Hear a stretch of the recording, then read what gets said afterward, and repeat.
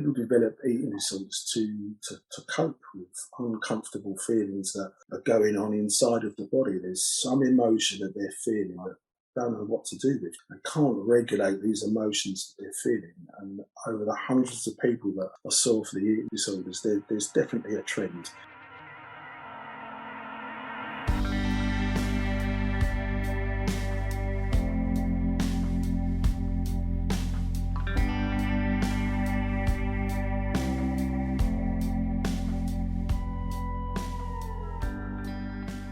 Hello and welcome to another HG podcast. I'm Jo Baker and I'm part of the HG team. Today I'm going to be talking to our expert Russell McKenzie about eating disorders and how to help people take back control. Russ is a human givens therapist who's been working in a thriving private practice for the last 5 years. He's really committed to helping people to take back control of their lives by removing barriers and giving them tools to be able to manage their mental health better. Throughout his therapeutic career, Russell's helped many people suffering with eating disorders and more specifically bulimia and binge eating. We're delighted to have you here today, Russell, to talk to us about this really important topic. Hi, James. Thanks for having us on. It's be a real pleasure to talk to you guys. As you said, I've been in private practice for a little over 5 years with my partner, Tanya Lee, who's also a human givens therapist. It's a job that I really, really love, really passionate about it. And I find that I have a different skill set that I've brought to this. For me, I've been meditating for 20 years, and 10 of those I've been teaching meditation. Also a big fan of mindfulness. So with the guided meditations that I've been doing for a long time, it really helps the clients that I see with using the guided imagery. That's really interesting. And how did you move from there into working with, specifically people with eating disorders? That's an interesting question, Jo, and I actually came across this by mistake. It wasn't on my radar for something to get into. It came about, I worked with a young lady who wasn't for an eating disorder. She came to me just for a few other issues. But she was a personal trainer. She was quite well known in one of the social media platforms as being a coach. And she found that a lot of her clients were struggling emotionally. And she'd really liked the human therapy that we'd done together. She liked what we talked about and was interested in mental health herself. So she started to send a few clients over to me, and some of them had eating disorders. Now, in the early days, they would only have one session with me, but believe it or not, although I was a little bit nervous about moving into a field that I didn't really have any expertise in at that time, I pushed myself out of my comfort zone. It's the same for all of us, Jo. Anything, when we do something new, we're a little bit nervous. We don't have a pattern of how to do it. But fortunately for myself, the first few that I saw, most of the issues were trauma related. So for me, I found it relatively easy just to rectify that. And then as time went on, this lady was sending me more and more clients. And in the end, she started a little business it was a program, a mental wellness program that was put together. So I was the therapist in this program. And she was the coach. She had a nutritionist. So between us, we covered all angles. And as time went on, it got busier and busier really quickly. So I found myself in a perfect position because she was just sending me lots of clients. And I think, I don't know the exact number, but over 18 months, I probably did over 700 eating disorder sessions. So it actually really gave me a good foundation, and I just kept seeing the same thing that was coming up over and over again. It's a definite trend to it, Jo. So you said that the majority of what you were saying was, had trauma behind it. Are you seeing any other things apart from trauma that can lead into people developing eating disorders, or what sorts of trauma? Is there any particular pattern to the traumas that people were experiencing that then led them on to develop eating disorders? Yeah, that's a really good question. And I found that bullying as a trauma. That came up often, more often than not. But to be fair, although we saw that regularly, the traumas were just myriad. They were very, very, very different in nature. But to be honest, I think people develop eating disorders to cope with uncomfortable feelings that are going on inside of the body. There's some emotion that they're feeling that don't know what to do with, Joe. They can't regulate these emotions that they're feeling. And over the hundreds of people that I saw for the eating disorders, there's definitely a trend. But there's a particular brain type, and these people are more likely, in my mind, to suffer with an eating disorder. Now, these people chronically overthink. They're more prone to eating disorders. They also show a lot of perfectionist personality traits. And I think this overlaps with the overthinking. And this can make them quite extreme in whatever it is that they do. They put themselves under huge amounts of pressure to be perfect in what they do, or in a lot of these cases, to have a perfect body. They can get really, really blinkered by the repetitive thoughts. They get stuck in a loop of this just emotional overthinking, and they're quite literally putting themselves in a trance-like state. And one of the other things that keeps coming up, I found that eating disorders, they also have a lot of OCD, it has an OCD aspect to it.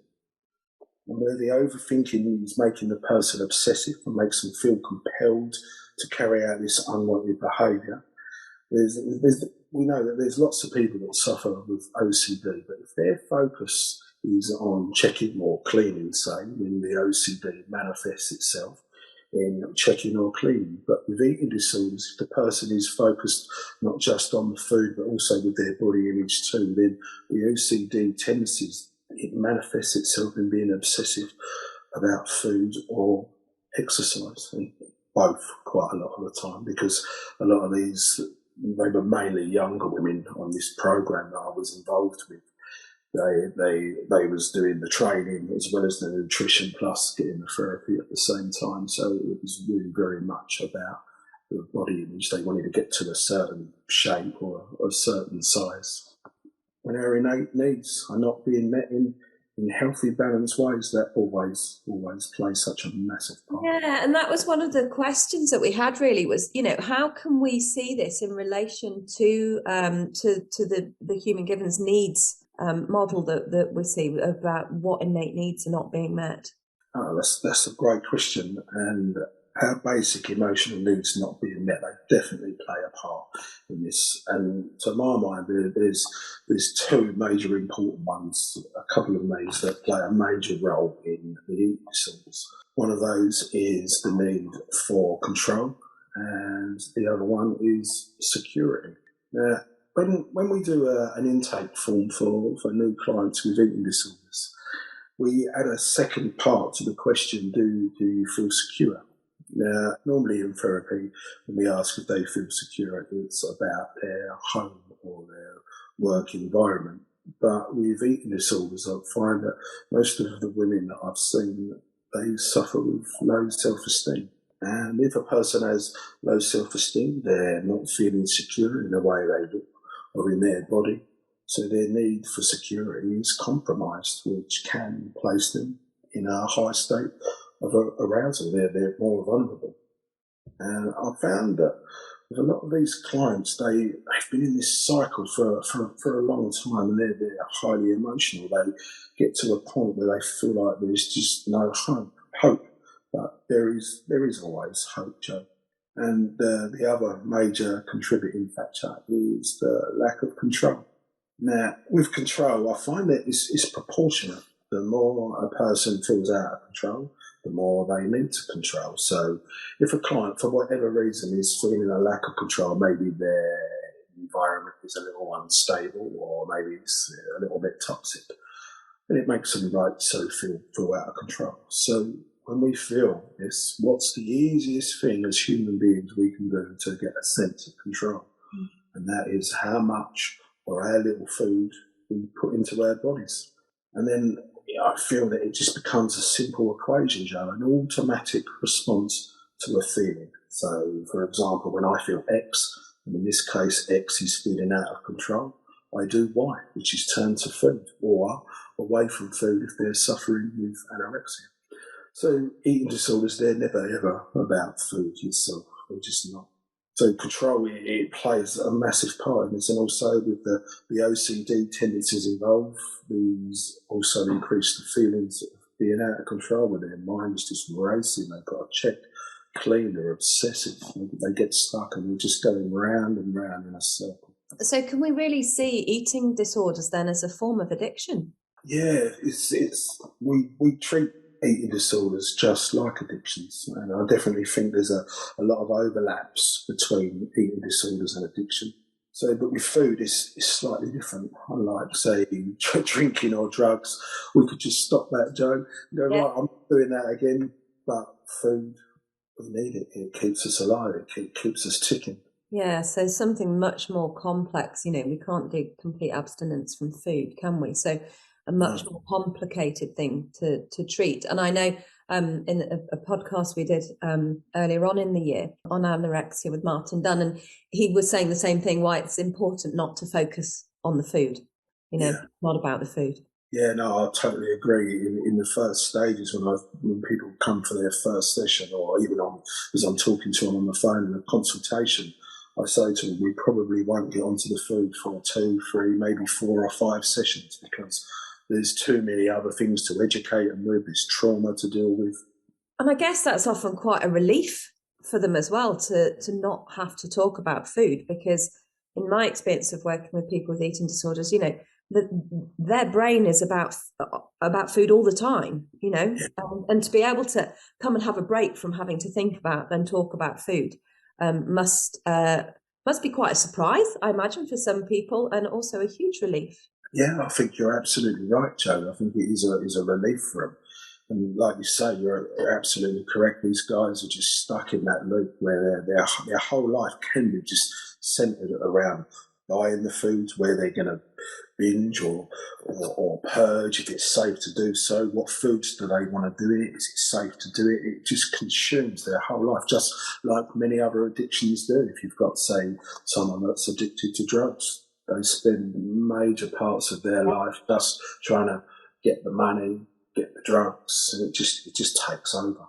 And I guess that becomes part of the ritual, doesn't it? Of the preparation, the thought process of, as you say, buying the food, where they're going to get the food, and planning. And a lot of that has a lot of shame and secrecy woven into it as well.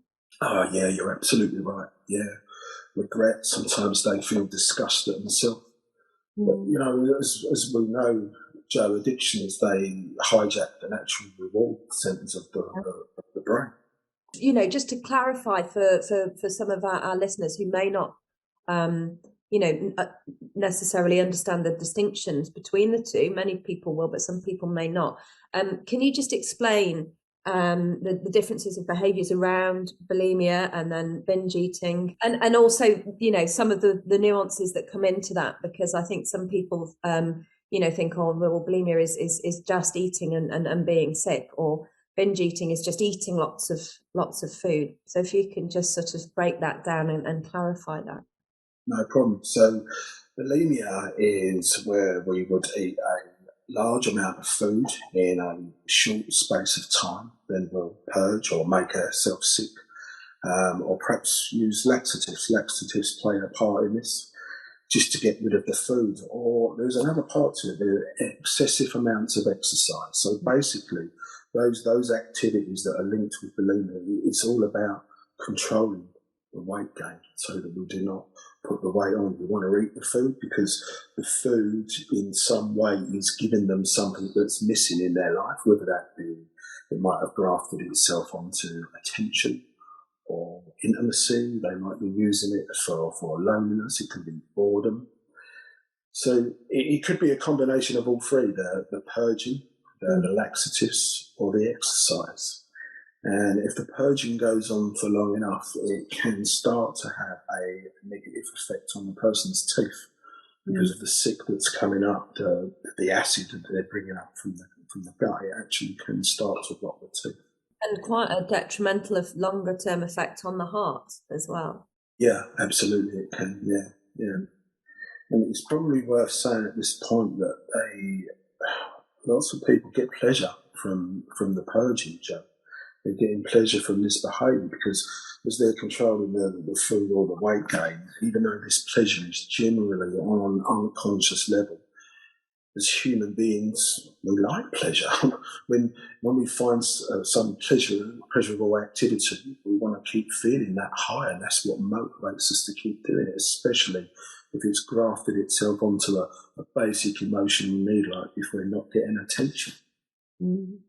So that's bulimia. And also, you mentioned the element of people getting pleasure from the purging. So, what is it that happens? How because most people, when they think about being sick, it's a horrible thought. It's a horrible feeling. So, how does the mechanism work that people gain pleasure from purging? It's down to the control, Joe. It's really nothing to do with the food or nothing to do with the purging itself. It's actually that if they're feeling out of control, which they are, to be eating excessive amounts of food and then purging it, they are obviously out of control. But just the purging in itself, it gives them that false sense of, oh, I've got control over my weight, how much I'm putting into my body. And as everything we do as human beings is about getting our basic emotional needs met or protecting them from being taken away, if we've got an addictive behaviour like an eating disorder that grafts itself on to an emotional need, we just keep going round and round on a loop.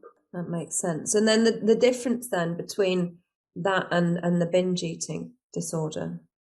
Yeah, so the binge eating, this is where a person would regularly eat a huge amount of food over a short period of time until they are uncomfortably full.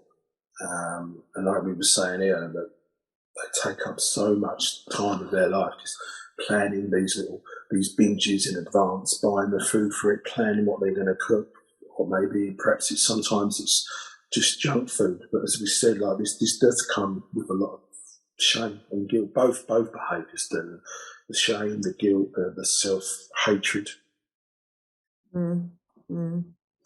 Yeah. So, I mean, and both of them obviously hugely complex and not as visible as anorexia. So, can often be quite hidden. Oh, absolutely, Joe. I think out of the hundreds of people I've seen, I would say maybe a dozen people were overweight, believe it or not, with the binge eating disorder. Most of the people that sat in front of me or over Zoom call, they were slim, they were fit, they was into their gym, they liked eating well, but they was just stuck in a cycle. If you saw these people passing you in the street, you'd think, wow, this person's really looks after himself. What an amazing body. Mm. But inside their emotions are through the roof. They're stuck in this cycle. They don't know what to do. They can't get themselves out of it. You've mentioned, the gym and personal trainers a couple of times, and also I know that predominantly the people that have been referred to or come to you for support have been women, but we know that men suffer with eating disorders as well, and gradually awareness is being raised of that, and I wonder whether or not you see less men, maybe because less men feel able to reach out for help with it, because it has been seen really as a predominantly female mental health problem. And I hope podcasts like this can help to raise awareness around eating disorders in men, because we do know that it's something that's on the increase, and something that we've seen in universities as well is something that got coined bigorexia, where it was that focus on bulking up, and the diet that goes with that, but also the mental health impact as well. So we know that there's so many different complex ways people can suffer with issues around food, and hopefully we can raise awareness enough that more men do reach out for help, because it's definitely a very real issue. Absolutely is, and the men that I have seen, most of them have been into their fitness and bodybuilders, and again, although they're the same brain type as the women, but the people that suffer with the eating disorders, they all share similarities. They're overthinkers, perfectionists, and this is just the nature of the people that are drawn to activities like bodybuilding. They'll push themselves to, they're just extreme in what they do. They get so focused, they get so blinkered in their thoughts that I must get to this point, that sometimes they get stuck. They get stuck in what it is that they're pursuing. It just becomes unbalanced, Joe. It really does become unbalanced. So when somebody is suffering with an eating disorder, what kind of impact do we see on family? You know, do we see the secrecy of people retreating away from the family and maybe becoming a bit more cut off? Or do we see, you know, people being open with their family and it impacting on them in that way? Yeah, these eating disorders, they affect everyone. The individual, the family, like you say. How it affects someone's life is with binging. They often feel that when they're binging, it feels like that something has taken over them, and they feel totally out of control. It's almost like it's been explained to me, it's almost like having an out-of-body experience. And they just keep repeating the same pattern. So when I explain to these guys about emotion, that when a person feels highly emotional, they're in that black and white, all or nothing thinking state, and their thinking brain is compromised. Now, coupled with the fact that emotions are designed to motivate us, to move us forward, to take some kind of action. So if we was to take a young woman, for example, arriving home from school after a particularly difficult day, maybe she's a bit anxious, a bit angry or upset for something that's happened at school, and she gets home to an empty house, but she's feeling also a little bit lonely in this space. And in that moment, if she turns to food like chocolate to feel comfort, and you know, chocolate tastes great, Joe, it makes us feel good, then this food has soothed her. It's made her feel slightly better. Her emotional levels was lowered. Now, if this keeps going on, if she comes home from school a few days later, it goes on and on and on, and this just becomes a pattern. It's a pattern that's laid down. So in one sense, we've got a young lady that's emotionally aroused from a difficult day. We've now got an automatic response pattern running, coupled with the fact that the emotion is designed to motivate us. Is it any wonder that as she reaches for the chocolate, that she feels totally out of control, like she's out of her body? There's a couple of things running there. She feels compelled just to carry out this activity, and then after she's eaten what she's eaten, the emotional levels died down, the thinking brain comes back online, and she starts to punish herself. That chattering voice in the mind, that inner dialogue's going, oh God, why did I do that? I'm never doing that again. I don't need this in my life, and all the other dialogue that runs along with it. So it's impacting her hugely. But then when we look at the binge eating, it's also known as bed binge eating disorder. I often come across a person that when they're in a binging state, they flip between binging and restricting. And to my mind, this comes down to balance. So everything we do, Joe, should be in balance. Everything should be in moderation. But the issue that we have as human beings is that anything that we do that's really difficult, it's not easy to sustain in our daily life, we'll give it up. We'll throw the towel in. So with binging and restricting, it's impossible to be in either a restrictive or a binge state all the time. So for many of these guys wanting to look a certain way, they're over-exercising, restricting, eating less and less, and they can't keep it up. They're constantly focused on how they look, or if they're on an eating plan to perhaps get to the size that they desire, or the body shape. And some of these guys, they're existing on 400-500 calories a day, and it's just not possible to sustain. Some of them said to me that they're passing out. They feel ill. They're iron. levels are low. And sometimes if it goes too far, as it does with anorexia, it can affect their menstrual cycle. And now at this point, as the body it goes into survival mode, it's not concerned with reproduction. It's concerned with keeping alive. So when a person's in this restrictive state, they can't keep it up. And now this is where I find that the balance, it takes over. So for there to be hot, there has to be cold. One thing cannot exist without the other. For dark to exist, there has to be light. So for a person to exist in a restrictive state all the time, what happens? They can't. So they switch between the restricting and the binging. They're hungry, Joe, and the brain, when they come from the restricting state and they start to eat, the brain is like, oh, hooray, the famine's over. And they're thinking to themselves, oh my God, I don't know when I'm going to be able to have my next meal. And it's almost like when we've switched into the natural winter cycle. So if you look back in the day when there was no shops, we were foraging and hunting for the food that we could find.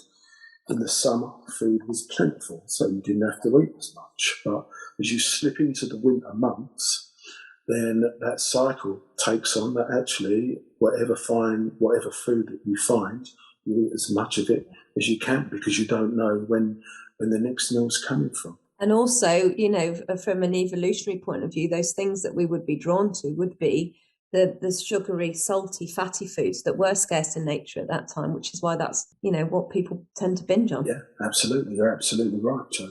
That's exactly what happens. And unfortunately, this has never been evolved out of us. And although food is readily available to us 24 hours a day, it's there all of the time, but because we're still running on those evolutionary patterns that are inside of us, that's what happens to us. So I do say to my clients that are struggling, it's a little bit like being on a seesaw when it comes to balance. As one end goes up, the other end must come down. So we need to be standing in the middle. So at the extremities, it goes up and down. But if we've got one foot either side, although the seesaw really moves, we're in balance. It doesn't affect us. Mm-hmm. But the problem is with these guys that are suffering, it's impacting their life so much that these patterns that are running in the background, trying to say someone to just find the balance when they're in this emotional state and the binging's causing the restriction and they're just going back and forth. It's really, really difficult for them. So you really have got to get into an emotionally balanced space. And some of these guys, it's impacting their life in such a way, like physical pain is taking over. I've had clients say to me that in one single sitting, they will binge 6,000-7,000 calories in a single sitting. And they are so bloated, Joe, that they're laying on the bathroom floor, their stomach's in agony, where their stomach is just bloated. They can't move, they're in agony. And the next day, they don't want to eat, they can't eat. And the cycle just begins over and over again. Impacting so much of the life, isn't it? And I guess for people in education, it's going to be affecting, their engagement with school or university, and people who are working as well, and, impacting on their employment. Yeah, absolutely it does. And as you were asking earlier, the family life, it impacts on just so many different areas. With the people that I saw that was on these programs, so they had a meal plan, they had a nutritionist, a coach. Certainly any social events with food creates a lot of anxiety.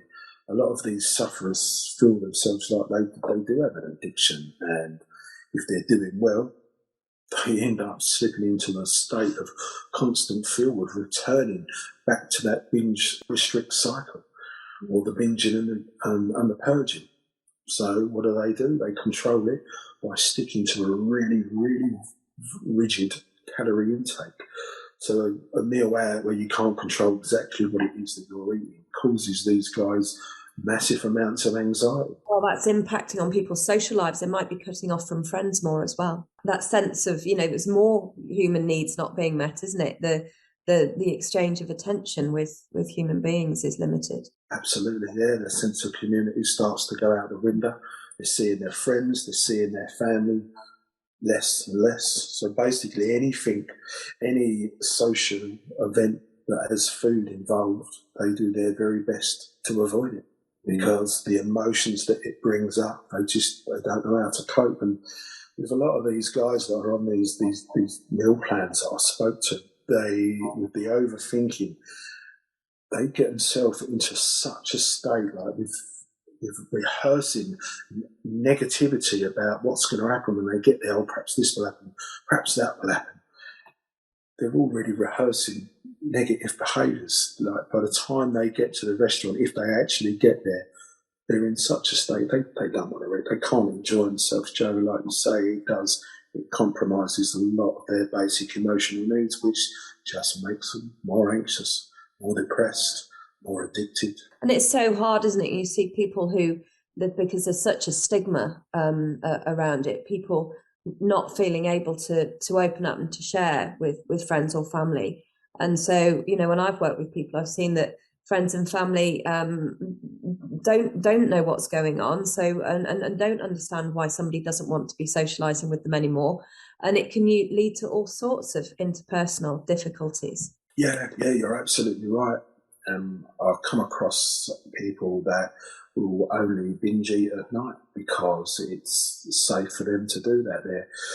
They don't want people to know. They don't know how to tell their loved ones that this is going on. Some of them feel that actually if they're in a new relationship, that if they tell their partner that they're actually stuck in this binge restricting or purging cycle, that their new partner's going to leave them. So what do? They try and protect themselves from that. They're trying to keep their needs intact by staying with this partner. So they start to do it in secret. And then there's just an added pressure that they're putting themselves under. They start to live a lie. So how do you help? If somebody comes to see you, and they're ready to start to make a change in their life, they've got to the point where they know that they need some help. How do you help them? How do you break this cycle? It's a really good question, Joe. There's a few different aspects to this. So with any eating disorders I treat it, I need to identify what the behaviour is giving them, what they're getting from keeping this behaviour that they don't really want to do. We need to look at how balanced their lives are, and also look at the eating disorder as a whole in terms of the eating disorder being a trauma in its own right. Now, first and foremost, you need to instill some hope into these guys. So some of it, they've had quite a lot of therapy before, some of it helpful, some of it perhaps not. Lots of people with eating disorders, they tend to go to group therapy, maybe from the NHS, which has focused on quite a lot of the logical aspects of disorder, which can help for a while as they can manually override the pattern. But as we know, it's always emotions that motivate us. So the first thing I would do is lower their emotional level, because if they've had therapy before and it hasn't worked, then they're generally at their wits' end. They don't know where to turn. They're not sure that they're having another go in therapy with a different therapist now. They don't know if this is going to work. So just by lowering their emotional level and arming them with the information about what's going on in their brain and what's happening to them, and letting them know that we deal with this stuff all of the time and that they're not alone. Just normalise what's going on for them. You can see them physically relax in front of you. And just as you begin to educate them about what's going on in the brain, it takes the fear out of what's happening to them. When we don't know what's happening in our own minds, it's really frightening, Joe, really frightening. So they start to think, oh, perhaps I'm not broken, perhaps there is light at the end of the tunnel. There is always light at the end of the tunnel. Sometimes they just can't see it. So the next thing I would do is look at their emotional needs. How well these needs are being met. Do they have support? Are they working? How's their self-esteem? That's another huge thing that constantly keeps coming up. People with low self-esteem. So you've got to raise someone's self-esteem, and you can do that pretty quickly. I use a lot of guided imagery for this. We look to see if there's any barriers in the way, stopping a person's needs getting met. Just we use the rewind technique for any traumatic memories. There's another technique I use, the layers, where I would get the person to drop down a particular feeling that they've got in their body, dropping down through the layers until they find an empty space, and the negative feeling in the body has gone, just dissipated. I find that this works really well for the lifts. And then we're looking to get to the emotion that's driving the eating disorder behaviour. And for this, I use the technique that old human Gibbons therapists use, Joe, and that's the affect bridge, the emotional bridge to the pattern. This is just such a great tool to have in the box. But I found, especially in the early days with eating disorders, you've got to be a little bit careful, because if I'm trying to get the person in touch with the emotion so we can get back to the memory of to the source of it, or a particular memory that's causing an issue, when you get them to rehearse perhaps the last time that they've binged, where they feel that emotional reaction in their body, and then we ask them, when they say, let's say the feelings in the chest, you ask them, okay, what's the emotion underneath that feeling? It's always emotions that drive feelings. Now, a lot of the time they would say they get feelings of disgust or frustration. So when you get a person to focus on the disgust or frustration and get the unconscious mind to float gently back to the source of this issue, what memories is it linked to? When were they? Where were they when they felt this before? I found that I would be going round in circles, round and round, and nothing was really coming up, nothing that I could see that was actually causing this behaviour, this eating disorder. And I soon quickly realised that actually that a lot of these emotions that they were feeling were present. There was nothing to do with the source of when this eating disorder started. What was it that started this eating disorder? It's how they're feeling now. They're angry. They don't want their life to be like this. They're frustrated that they're in this space. They can be a little bit disgusted with themselves, ashamed. So if for any one of the human Gibbons therapists that uses the affect bridge with people with eating disorders, just keep a really, really open mind, and don't be disarmed if you find yourself going round in circles. The person, when they're talking to you, when they're explaining what's going on, they're giving us the answers. We just need to put our detective's hat on and just sit and relax and just listen, because all the answers are there. That's really helpful. Thanks so much for sharing that, Russell.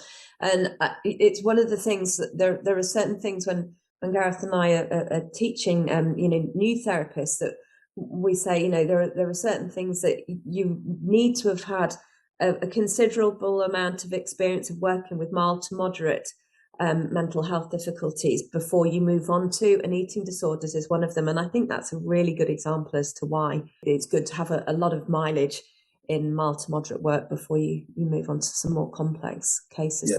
Yeah, I totally agree, Joe. Yeah, and to be honest, the people that I've been treating, I don't think there has not been one person that I've treated with an eating disorder that didn't have at least 1, 2, or 3 traumatic experiences. Perhaps not that was driving the behaviour, but all the same, it was stuff that was coming up in the affect bridges that was actually causing them a problem. So as it comes up, human Gibbons therapists, we deal with whatever comes up in front of us. So you do really need to know what you're doing with trauma.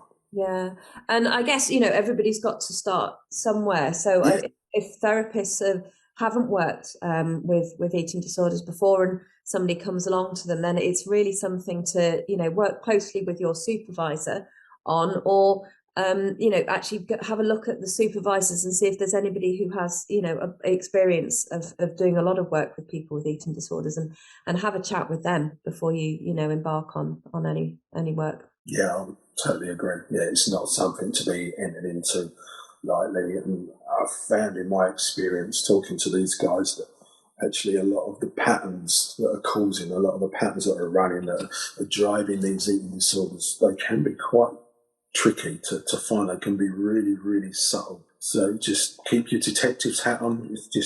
You're just sitting with them. You're both just detectives, just looking for what it is that's driving it. And just be patient. So if somebody's worried about a friend or family member or somebody that, you know, at work, a colleague, maybe, you know, if they're worried and suspect that they may be suffering from an eating disorder, how can they help? Is there anything that they can do? Are there things that they should avoid saying or avoid doing? Yes, there is, Joe. There's a few things you can do. Now, we're not all therapists, so if you suspect that someone is suffering from an eating disorder, then just approach it really, really gently. And the thing is, with eating disorders, they all feel that they're out of control. So if you sit someone down and start to tell them, oh, you should be doing this, perhaps do this, you need to do that, and start telling them what to do, it just makes them feel more out of control. And what happens, it's directly proportionate when they're feeling out of control. It's directly proportionate to then how much control we need to feel. So it can, if you approach it in an aggressive way, telling them what to do, it can actually make them worse. So one of the best things you can do is just be there to support them, Joe. Just listen. Don't offer any advice. And look, most caregivers are not experts, and that's totally cool. Just let them know that whatever they need, that you're there to support them. Just be really, really patient with them. And we understand that the household might be tense. And as I said, some of them are emotional with an eating disorder, they're on an emotional roller coaster. So their mood it goes up and it can go really, really down. So when you're talking to these guys, just try not to get drawn into everything that they're saying, because when a person's in an emotional stage, so we all do, we don't think clearly, and the stuff that comes out of our mouth isn't necessarily true. And people are in danger of taking everything that people says as personal or as the truth. So just be aware that this person is struggling, and in this moment in time, at the moment, that they are just not themselves. So you talked about some of the work that you did in the early days where you would only really get one session with people. Obviously, the private work you're doing now, you and Tanya have, you know, more scope to see people for longer.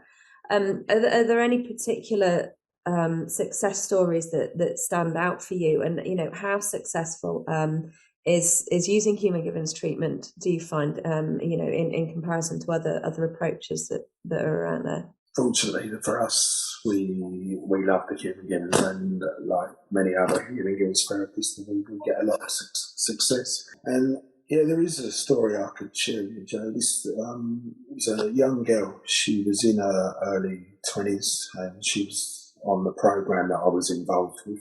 So she was receiving help with her nutrition and her training from the other coaches.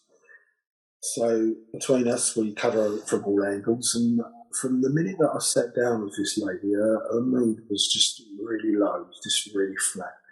And to be honest, she looked like she'd given up. We talked and we did some guided imagery. We talked about a little bit about food, and a few things come up. There was some issues with her mum and dad splitting up when she was quite young. This was something that was affecting her. And this young lady, she was suffering with binge eating. She was really emotionally intelligent, and she'd worked out for herself that she was emotionally eating. So we did a few sessions. I gave her lots of information about the brain, and did the rewinds from the parents splitting up from when she was a child. And it got to about session 3. And I'm looking at her, and I kept thinking that there was something that was not quite right. Her mood was still really flat. I felt like there was something she wasn't telling me, and she was still crying quite a lot. And we were talking this day, and I asked her about her school life, and she just burst into tears. And when the tears subsided, I got her to tell me about what was going on, what happened at school. And then it turned out that she was really badly bullied. She was around 12 years old, and she had 3 friends that she saw in and out of school, and she felt they was pretty close. But then at one point, for no reason that she could figure out, these 3 friends of hers, they started to talk behind her back. And if these 3 girls were sitting down at lunch, and my client would go over to them like she did many times, they wouldn't look at her, they wouldn't talk to her, they would just leave and go and sit somewhere else. And this young lady, she thought that through this she was a terrible person. She thought she'd done something horrific to them that she was unaware of, that she'd hurt these young girls' feelings. But, they were just bullies and they were leaving her out. And it turns out, as time went on, it was just one girl in the group that was controlling the other two. And it was her that was just the ringleader of it all. So from then on, with my client, she spent a lot of time on her own. She locked herself away. She was hurting so much, she shut down. She went into a protective state, just to make sure this didn't happen to her again. And the knock-on effect of that, the byproduct, was that she just refused to make any more friends. So she started to go through school life just on her own. She got more and more lonely. When we all get hurt, Joe, we can shut down. We do that. We go into that protective state. Mm. So she grew up from this 12-year-old young girl. She had a boyfriend. She had a family, but it wasn't quite enough. We need our friends. Everyone needs friends, Joe. There's some things that she didn't want to talk to her boyfriend around, and all her needs were tied up with her boyfriend and just her family. All her needs were all her eggs were in one basket. So what we did was, as this all came to the surface, we just rewound the whole experience, the whole bullying experience. And the next time I saw her, it was like talking to a different woman, Joe.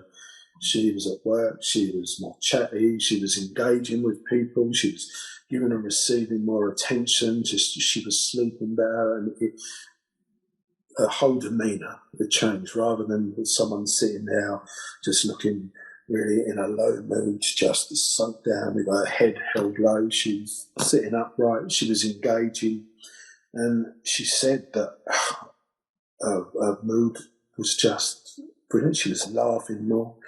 And she'd worked out that now the binging had stopped for all of that time. Now her emotions had levelled out. She was in such a good space. She'd worked out that for all of those years she had just been using the food to cope with the emotions. And now her emotions had levelled out, and the bullying trauma was gone, which was underpinning everything. The bullying trauma was underpinning absolutely all of those behaviours. It all fell away. And then she had another 2 sessions booked with me, but she messaged me and said she didn't need them. She was in such a good place, and I never saw her again. Oh, that's incredible. And actually, as we record this, we're in anti-bullying week, and so this will go out after anti-bullying week. But I think it's just another really important thing to highlight, just how damaging bullying can be long term. Yeah, absolutely. It has a really negative impact on people's lives. They feel worthless. They feel they've done something wrong. They feel there's something wrong with them, that sometimes that they don't deserve any friends. Mm. And it just lays down a pattern. And if they go into a protective state like this young woman did, it stops them from living a full life, from living a life where they can thrive rather than just about surviving, which is what lots of people do in this space. They're just about surviving. And that sounds like such a rewarding success story. If we can be, successful with a client to the point where they go, I don't need you anymore. That's what it's all about, really, isn't it? Yeah, it really is, Joe. Yeah. That's fantastic. And we're running out of time now, but is there anything else that you wanted to add? Anything that you thought was important to say? Or, I mean, we've covered so much ground here, and it really has been brilliant talking to you and understanding more about the way you work, and the approaches that you use. But was there anything else that you wanted to add? Yeah, I think so, Joe. I think when we're walking along the street and we see someone that perhaps looks a little bit fitter than us, a little bit slimmer, and we can slip into that state of desire. Oh, I'd like to be like that. I'd like to look like this. And we kind of just need to constantly remind ourselves that actually these people probably got their own struggles. In the experience I've had, these people that are really slim and fit, they are struggling with their own eating disorders. So when we're walking down the road and we're comparing ourselves to others, just remind yourself that actually it's a bit like being on a motorway, that we're all in our own vehicle. Just stay in your own lane. You're heading towards your own destination, and it doesn't concern us what other cars people are driving, how fast they're going, how quickly they're going to get there, if they're going to get there before us. They're on their own little journey. So just stay in your own lane and just enjoy your own journey.